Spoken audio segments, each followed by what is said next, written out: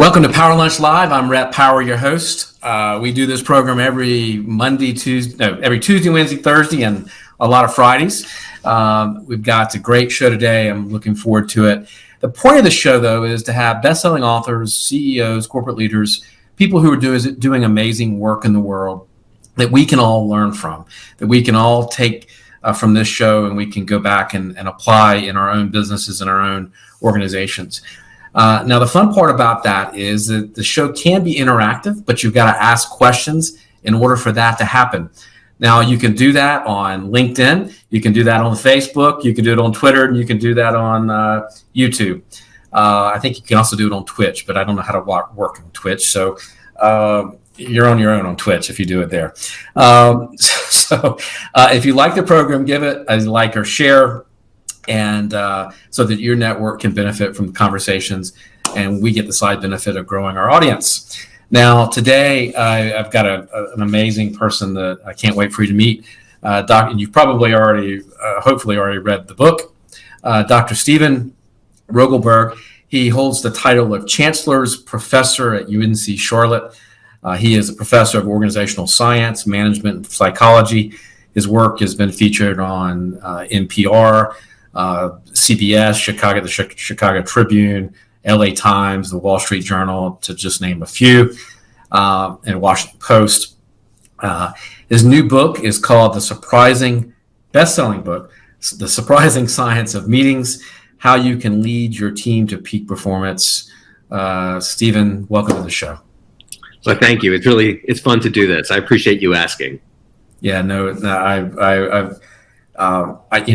I wanted to have you on the program because I think we all think as leaders and people who hold meetings that we do it well. And if I read the book correctly, we're probably not doing it. So I wanted to have you on so that we could all learn from your work, because it's science-based, it's research-based, and I think it's spot on. And so I want to know, what inspired you to write the book? I mean, 15 years of research. That's incredible. Yeah. So I'm an organizational psychologist. Okay. And as an organizational psychologist, my passion is doing research on topics that are really frustrating to people, and with the hope of trying to provide some evidence-based solutions to make things better. And definitely meetings fit that bill, right? I mean, there are so many of them, and frustrations at an all-time high. And then personally, meetings drive me bonkers. And so when you put that all together, it was a perfect storm that I wanted to engage on this topic. And to my surprise, there really was not much research at all going on around it. That's incredible. And if I read correctly, you talk about 55 million meetings a day, just in the U.S. Yes. That's staggering, the amount of time, the amount of money that's costing for something that's not working really. Yeah, I mean, and when you can think of it as time, you can think about it as money, you can also think about it as opportunity costs. Right? People could be doing something else that was constructive. But we also know from our research that there are some, fatigue and drain and stress consequences of poorly run meetings. We even have some data to suggest that something called meeting recovery syndrome. You got to be kidding me. There's a syndrome from So this idea, when you have a bad meeting, you just don't leave it at the door. It affects your performance and productivity after the meeting as well. Okay.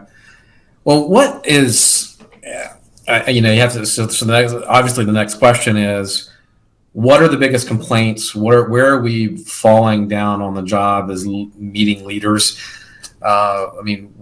What's the in that research and that you found? What is the biggest complaint that you hear, or complaints, I guess? Yeah, it's really better to think of it as a constellation of complaints. Okay. As opposed to just one.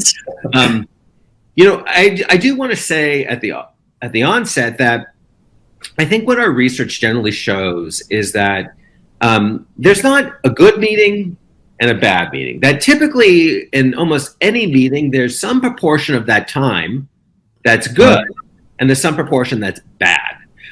So there's this ratio.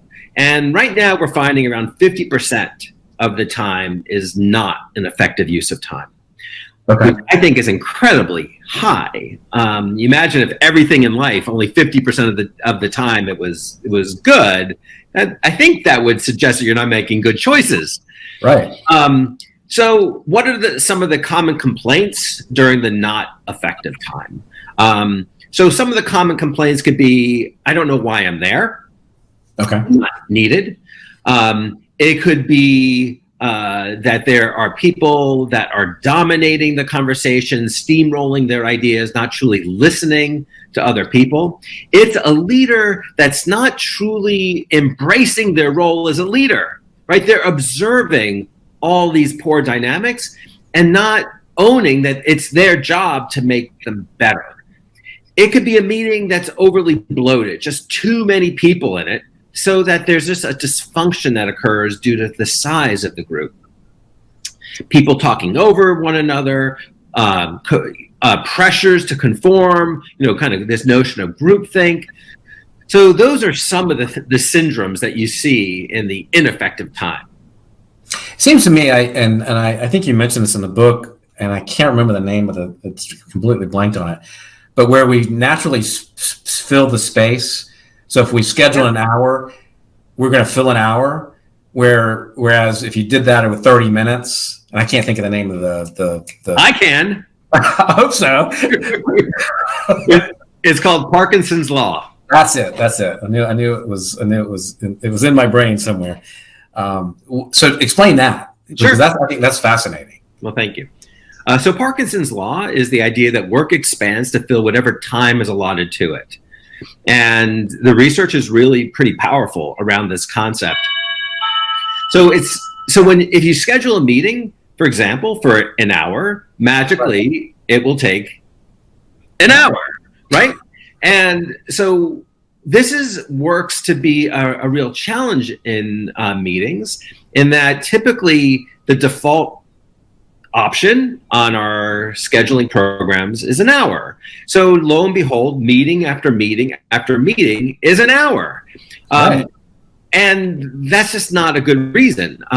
We have to determine meeting times in a much more strategic, thoughtful way, and not be locked into just this notion of an hour, given Parkinson's Law.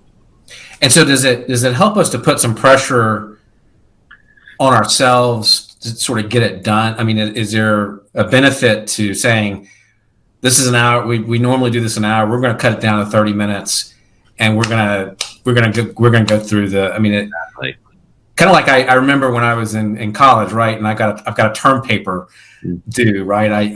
I wait to the last minute, and then I crunch to get it done, but I get it done. Right. And right. Well, we know, again, the research is pretty strong on this, that humans seem to perform optimally under some level of pressure. And it's kind of like an inverted U-shaped relationship, right? So No pressure leads to less than optimal performance. Moderate levels of pressure seem to lead to optimal performance. Too much pressure results in poor performance again. So we want to find that sweet spot, right, of having reasonable amounts of pressure, thus promoting focus. And I think that's where this concept, if we think a meeting is going to take, an hour, yeah, let's try to do it in 40 minutes. We don't want to be unreasonable, but there's also something really powerful about trying to use Parkinson's Law to our advantage and not our disadvantage. one of the things I was really interested about was that it's sort of the leader's responsibility to frame the meeting and manage the meeting. But I like what you talked about in terms of the reframing it in terms of questions. Can you explain that? Because I found that really interesting. Well, thank you. So when you think about agendas, most agendas are organized as a set of topics to be discussed, right? In this meeting, we're going to cover topic A, B, C, D.